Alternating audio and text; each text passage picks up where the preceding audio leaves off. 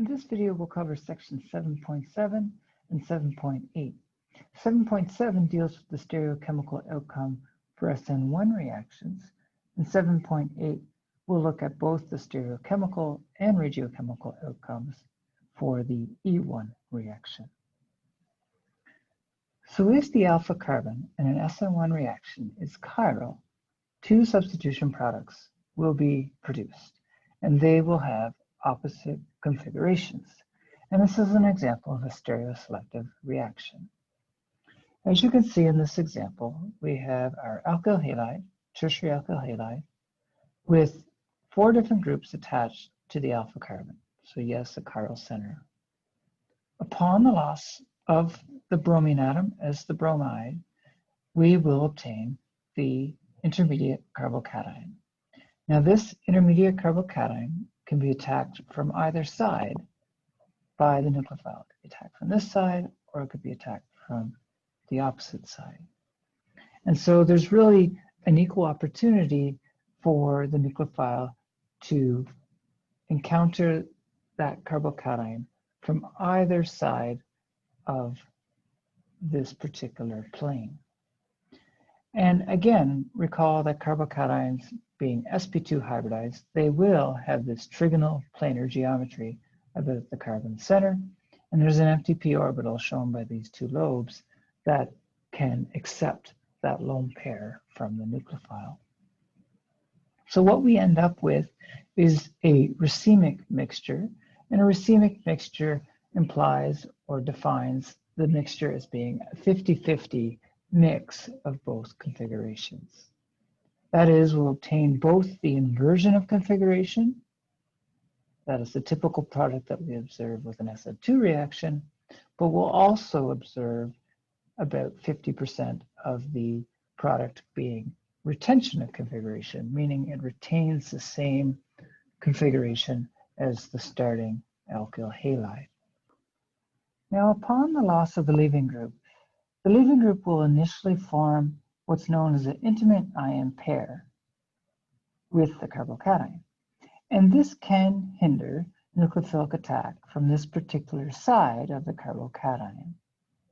And so as a result, there is a slight preference for inversion of configuration over retention of configuration. And this is shown in this figure where we have our carbocation intermediate, which forms this planar type structure due to its trigonal planar nature of the sp2 hybridized center.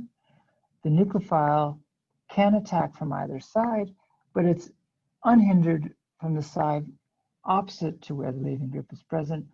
And because that leaving group does form that intimate ion pair initially, there's going to be some hindrance to nucleophilic attack from that side.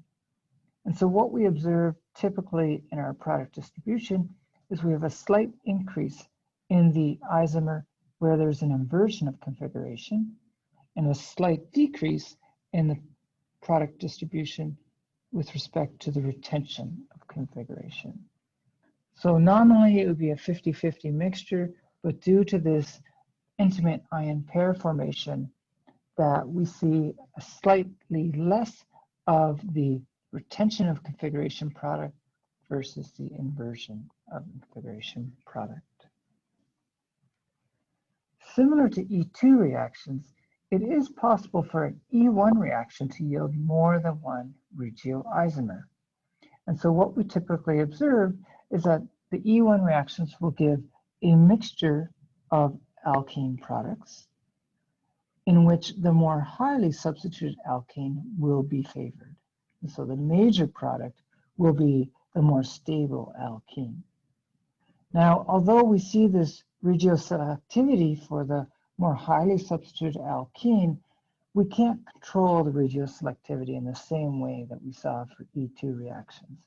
Recall that with E2 reactions, we could selectively choose a base that was either bulky or not to provide a favored regioisomer. So as you can see, when we add heat to the system, we're going to favor the formation of the alkene products. And that has a lot to do with entropy effects, which we don't discuss in too much detail, But if you're interested, we can definitely meet via Zoom to talk about it. But nonetheless, with all E1 and SN1 reactions, we're always going to obtain both elimination and substitution products.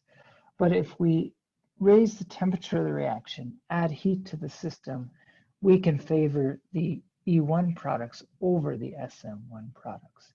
And in this example, we again remind ourselves that we can obtain regioisomers if the original alkyl halide is unsymmetrical. Now, one thing we don't see in this particular example is the cis-trans isomers being formed. And that's because in both cases, we cannot assign cis or trans to these systems. And that's because we have similar groups attached to one of the carbon of the pi system. So similar groups would imply you can't assign these systems as being cis or trans or EZ. However, in this example, there are not only two possible regiochemical outcomes for the E1 reaction, but of those, we have two possible stereoisomeric alkenes. So we have our E isomer presented here, our Z isomer here, and you can see that when we look at the E isomer, we're looking at the steric interaction between this methyl group and this methyl group versus this methyl group and this ethyl group. The ethyl group taking up more space, there's going to be a greater steric interaction between these two groups. So as a result, the Z isomer is less stable than the E isomer, although both of these tri-substituted alkenes are more stable than the di-substituted alkene presented here. Nonetheless, although there is a stereoselective aspect to this reaction in that we're going to form E as our major product, the mixture of products that we obtain is really unavoidable. So we're still going to have, in the presence of heat, the majority of our product distribution being alkenes. We still will have some substitution product from this particular reaction.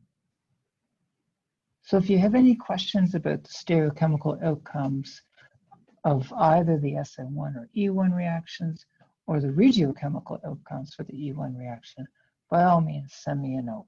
Thank you.